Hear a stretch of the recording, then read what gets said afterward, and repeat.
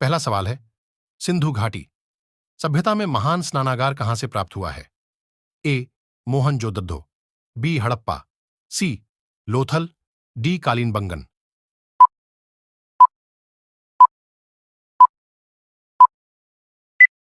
Answer A. Mohenjodaro. महान स्नानागार मोहनजोदड़ो से प्राप्त हुआ है, जो 1168 मील लंबा, 7.1 मील चौड़ा तथा 2,435 मील ऊंचा है। आपका दूसरा सवाल है, मदुरई के अलावा पांड्य वंश की राजधानी कहां थी? ए. कोर, कई, बी. चेन्नई, सी. तिरुवनंतपुरम, डी. इनमें से कोई नहीं।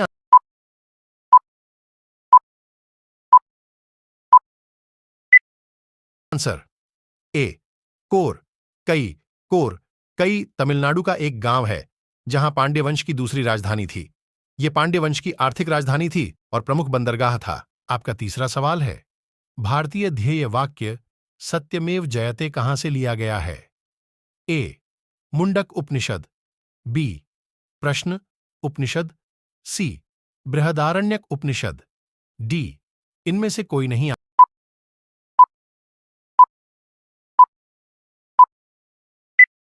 Answer A.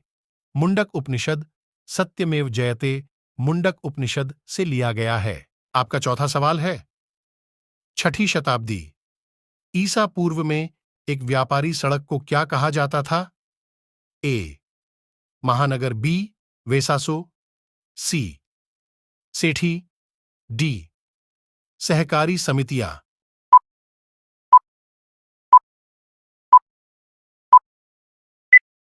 Answer B. वेसासो, छठी शताब्दी ईसा पूर्व में गंगा नदी के तट पर कई शहरों और कस्बों का विकास हुआ। धीरे धीरे कारीगर और व्यापारी दोनों निश्चित इलाकों में रहने लगे, जिन्हें व्यापारी सड़कों या वेसासों के नाम से जाना जाता है। आपका पांचवां सवाल है, निम्नलिखित में से किसे एक रात के नाम से जाना जाता था? ए. महापद्मनंद, बी. धनानंद, सी. कौटिल्य, डी. इनमें से कोई भी नहीं।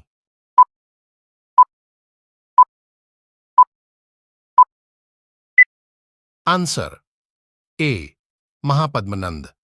महापद्मनंद, जिन्हें भारत का पहला साम्राज्य निर्माता माना जाता है, के बारे में दावा किया जाता है कि वे एक रात थे, एकमात्र संप्रभु जिन्होंने अन्य सभी शासक राजकुमारों को नष्ट कर दिया और सर्वक्षत्रंतक क्षत्रियों को उखाड़ फेंका। आपका छठा सवाल है, निम्नलिखित में से किसने कदंबों को हराया और 540 ई में उनके राज्य पर कब्जा कर लिया?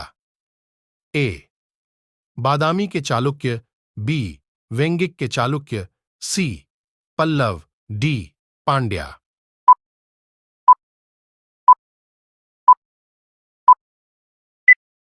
Answer A. बादामी के चालुक्य त्रिपर्वत के शासक कृष्णवर्मा प्रथम ने कदंब परिवार को एकजुट किया, जो 2 शाखाओं में विभाजित था, लेकिन 540 ई के आसपास बादामी के चालुक्यों ने कदंबों को हरा दिया और उनके राज्य पर कब्जा कर लिया। आपका सातवां सवाल है, निम्नलिखित में से किस लेखक ने शब्दांशुनासन लिखा था? A. Bhavabhuti, B. Shaktibhadra, C. Hastimalla, D. Shakatayana.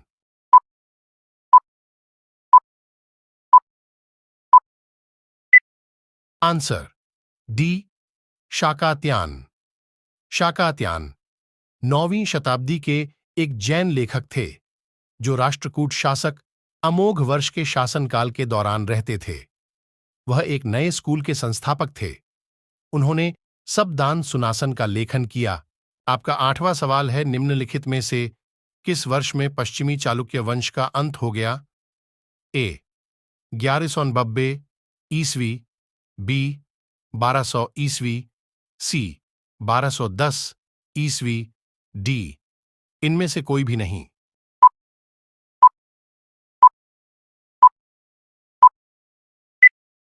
Answer A.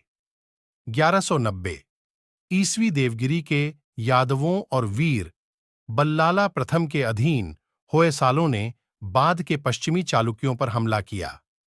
बाद के पश्चिमी चालुक्य वंश का अंत लगभग 1190 ईस्वी में हुआ। आपका नवा सवाल है, गुप्त काल के दौरान सोने के सिक्कों को क्या कहा जाता था? ए. दिनार, बी. पोहिस, सी. रूपक, डी. टंका।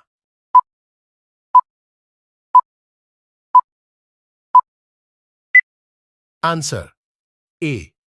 दिनार। गुप्त सोने के सिक्के को दीनार कहा जाता था। गुप्त शासकों के सोने के सिक्के कलात्मक उत्कृष्टता के असाधारण उदाहरण हैं। गुप्त युग से सोने के सिक्कों की प्रचुरता ने कुछ विद्वानों को इस घटना को सोने की बारिश के रूप में माना है। आपका 10वां सवाल है, भारत में किस ऐतिहासिक काल में क्षत्रियों की विशिष्ट पहचान थी? ए. बुद्ध की आयु, बी. मौर्य काल, सी. मौर्य के बाद की उम्र, डी. गुप्त काल।